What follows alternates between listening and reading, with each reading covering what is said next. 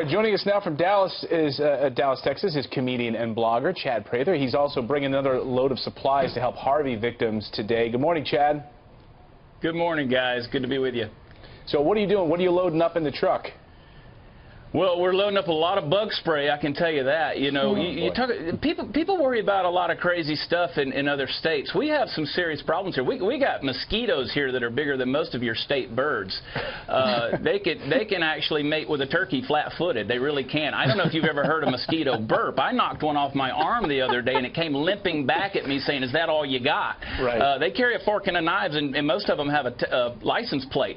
But so it's a serious problem. So we're loading up a lot of bug spray, and we're headed down today. We're headed about 5 hours south of Dallas today. We're going to some of these small towns. A lot of those small towns, you know, Houston gets the media, but the small towns, Rockport, Aransas Pass, Orange, Beaumont, I could list them all day. They're not getting a lot of those immediate supplies because they're not getting the attention. So we're headed to some of those little towns to give away some of the needy things. Yeah, that's where you've been so helpful. You know, I think the biggest story to come out of Hurricane Harvey is just the resilience of Texas, the resilience of the people there coming together, many of them suffering themselves, but they see, you know, their neighbor next door who is worse off than they are, so they go over and they help them. Talk to us about that resilience. What have you seen there on the ground as you're helping so many of them? Well, in Texas and folks from just the best folks from around the country have come. But, you know, we've got an organization and an event we call Rednecks with Paychecks. It sounds funny.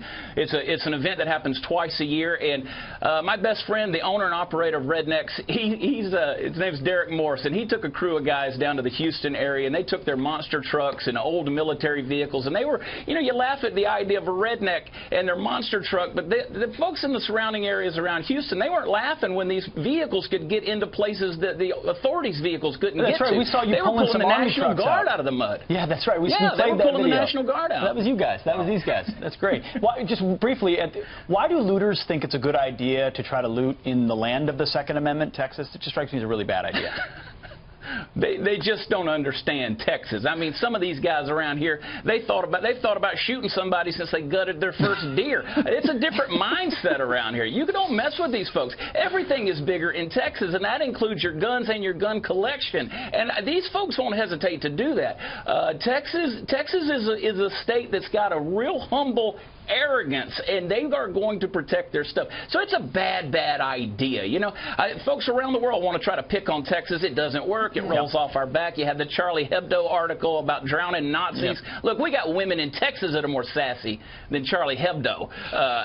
You know, we're not scared of that kind of stuff. We protect our own. We take care of our own. And you saw how people have responded in the last week. And I want to say, hey, before you come, I want to say, because I know he's watching. He loves me.